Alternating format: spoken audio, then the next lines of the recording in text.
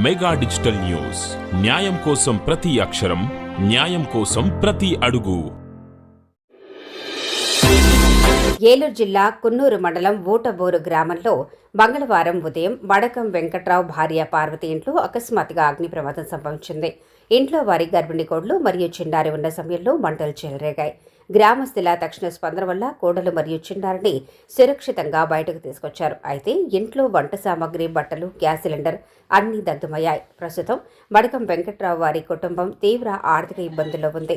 సంక్రాంతి పండుగ రోజుల్లో ఇలా జరగటం చాలా బాధాకరం. కావున వడకం వెంకట్రావు కుటుంబాన్ని ఆర్థికంగా ఈ పండుగ వేళల్లో అధికారులు, ప్రభుత్వాలు ఆదుకోవాలని గ్రామ ప్రజలు కోరుతున్నారు. అధికారులు పండుగ సందర్భంగా కుటుంబాన్ని ఆదుకోవాలని ప్రజలు కోరుతున్నారు.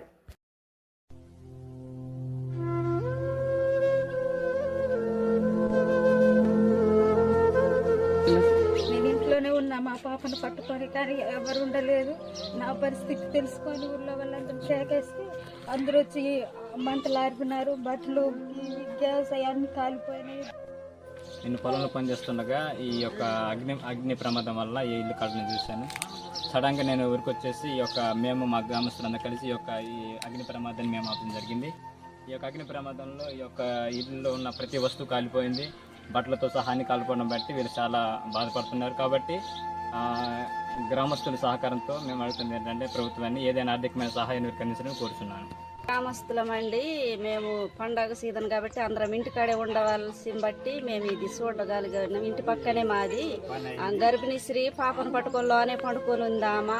మరుతుంటే ఏమైందని మేము బయటికి వచ్చి చూసేసరికి మొత్తం కాలిపోయింది పూర్తిగా ఇల్లు మొత్తం. ఆ అమ్మాయిని వారికి బయటికి తీసుకురాగలిగాం కానీ ఇంట్లో వస్తువులు అయితే ఏం కాపాడలేకపోయాము.